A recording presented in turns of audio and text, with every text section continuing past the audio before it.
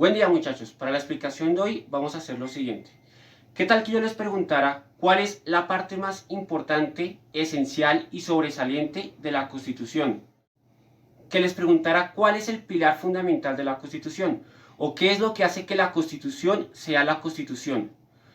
Piensen un momento la posible respuesta a cuál es la parte más sobresaliente e importante de la Constitución, puesto que ello nos llevará a una discusión el día de hoy muy interesante y desde luego a una reflexión también muy importante.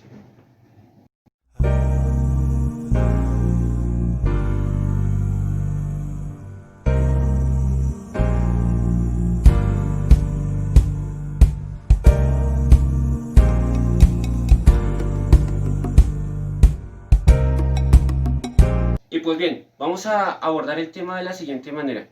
En concreto y en específico vamos a hablar sobre la importancia de los derechos humanos.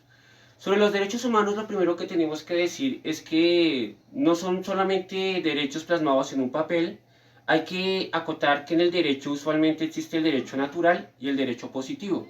Podemos hablar del derecho natural como por ejemplo aquellos derechos que se consideran naturales, esenciales, universales, como por ejemplo el derecho a una vida justa, una vida digna, el derecho al buen nombre, hay muchos derechos que muchas personas consideran que son esenciales. Y por otra parte está el denominado derecho positivo, que son los derechos escritos, que son los derechos que están en determinado código normativo que podemos seguir o no. El factor importante a tener en cuenta es que los derechos, más que todo, son conquistas históricas. Por ejemplo, podemos remontarnos a muy atrás en la historia para hablar, por ejemplo, del Edicto de Milán, un documento que firmó Constantino en el año 313 para otorgar libertad de culto a las personas de aquel entonces en el Imperio Romano. De modo que podemos mencionar, por ejemplo, el Edicto de Milán, donde se da libertad de culto. Más adelante, si seguimos avanzando en el tiempo y en la historia, podemos encontrar otro hecho importante y sobresaliente como en el año 1215, la denominada Carta Magna. Aparece en lo que hoy en día es Reino Unido, en ese tiempo en Inglaterra, aparece la denominada Carta Magna, con el cual aparecen derechos muy importantes como el habeas corpus. El habeas corpus implica que una persona no puede ser detenida porque sí. Es decir, que cuando una persona es detenida, puede comparecer ante un juez para que se le explique la razón por la cual fue detenida o se le privó su libertad.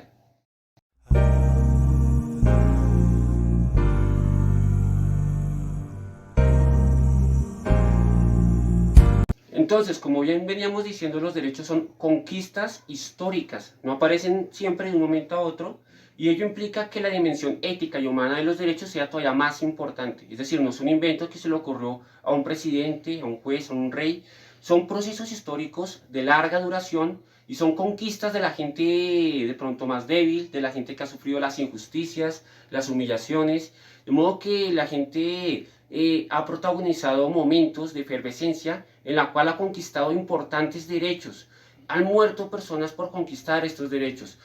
Han tenido que dar mucho de sí para poderlos lograr y conquistar. De modo que una vez conquistados, lo importante es que esos derechos se mantengan. Otro hecho importante que podemos mencionar tiene que ver con la Segunda Guerra Mundial. Una vez esta termina, en las Naciones Unidas se firma un documento trascendental y tremendamente importante, conocido hoy en día como la Declaración de los Derechos Humanos. No confundir con la Declaración de los Derechos del Hombre y el Ciudadano. Esta última, la Declaración de los Derechos del Hombre y del Ciudadano, es un documento de 1789, por el cual, pues, en medio de la Revolución Francesa, se colocan unos derechos básicos para legitimar la lucha que tenían en ese entonces los franceses para lograr imponer repúblicas, constituciones y todo lo que tiene que ver con la Revolución Francesa y la abolición del régimen feudal. Pero, como decía, en esta oportunidad, en esta ocasión, estamos hablando de la Declaración de los Derechos Humanos, otro documento muy importante, y ese documento es inspiración de nuestras constituciones, de nuestras cartas magnas actuales, y por ejemplo la Constitución de Colombia de 1991 tiene una parte muy importante, es la parte de los derechos fundamentales que empieza en su artículo 13 con el derecho a la vida, diciendo que la vida es un derecho inalienable. Si bien recuerdan la pregunta inicial, ¿qué es lo que hace que la Constitución sea importante? De pronto con lo que he explicado hasta el momento, alguno de ustedes ya puede decir, hombre, profe, lo que hace que la Constitución sea importante, pues ya con lo que ha dicho podemos inferir un poco que son los derechos fundamentales. En la Constitución colombiana hay una parte de derechos fundamentales que empieza en el artículo 13, como usted dijo.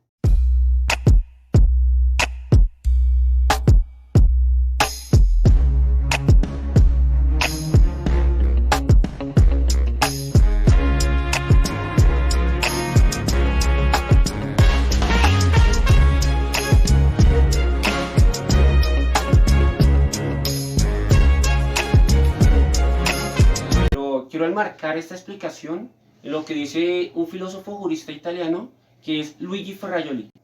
Luigi Ferrajoli es un autor que afirma y sostiene que los derechos fundamentales son la parte sustancial e importante de la Constitución y que dicha parte sustancial debería ser también una parte rígida. Cuando ese autor dice que debería ser una parte rígida, se refiere a que debería ser muy difícil modificar esa parte. Debe ser muy difícil, pero muy difícil, con procedimientos muy gravosos y muy dispendiosos, que el Congreso de la República o los legisladores puedan cambiar, por ejemplo, el principio esencial del derecho a la honra. Y podemos hablar ahora, a continuación, sobre qué son entonces los derechos fundamentales y los derechos humanos. Pues básicamente podemos decir que son principios esenciales que marcan las directrices de conducta básicas en pro de proteger algo muy importante, que es la dignidad humana. De modo que los derechos fundamentales implican proteger la dignidad humana, son la parte sustancial de la Constitución o de las constituciones para un autor como Luigi Ferrajoli, y ya que conforman la parte sustancial, deberían ser muy difíciles de cambiar. De ahí la importancia del concepto de rigidez de la Constitución. La Constitución debe ser muy difícil de cambiar, sobre todo en su parte sustancial, que es también su parte ética, y esa parte ética pues son los derechos fundamentales. De hecho, pues si por ejemplo en la Edad Media la ética predominante era la ética cristiana, hoy en día se supone que la ética principal que debería preponderar es la ética de los derechos humanos y de los derechos fundamentales, en cuanto que protege ello que decíamos hace un rato, es decir, la dignidad humana. Hay distintas formas de derechos y se supone que los derechos deben tener una progresividad. Que los derechos sean progresivos, los derechos humanos, implica que si por ejemplo le dicen al Estado colombiano, hombre, Colombia, asegúrese de que todo el mundo en cualquier parte, en cualquier región del territorio tenga internet. Podemos colocar el internet como un derecho más a futuro, y eso implica la progresividad de los derechos, que haya derechos nuevos. Y digamos que Colombia diga, hombre, en el momento se nos hace muy difícil que todo el mundo en todas las regiones del país tenga ese derecho a internet. Digamos que técnicamente no se puede. Podría decir eso, no hay problema, pero la idea es que no se quede cruzado de brazos. Y la progresividad de los derechos también implica que los estados, aun si no pueden garantizar un derecho a cabalidad y a plenitud, trabajen y den el máximo esfuerzo para que dicho derecho pueda ser disfrutado por la mayor cantidad de la población. Entonces, retomo, los derechos fundamentales son principios básicos para proteger la dignidad humana. Conforman la parte sustancial y la parte ética de las constituciones, y la idea es que sea muy difícil cambiar esta parte, que el derecho al buen nombre, el derecho al trabajo, el derecho a la educación, no sean cambiables por medio de la legislación de un momento a otro.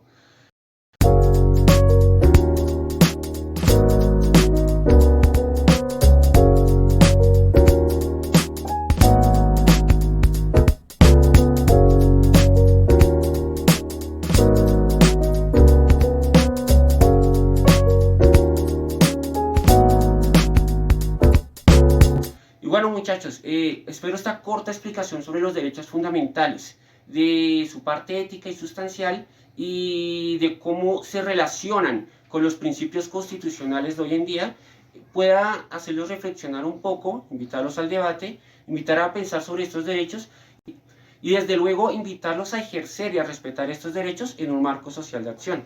Entonces bueno, va un abrazo gigante, saludos gigantes y los mejores deseos.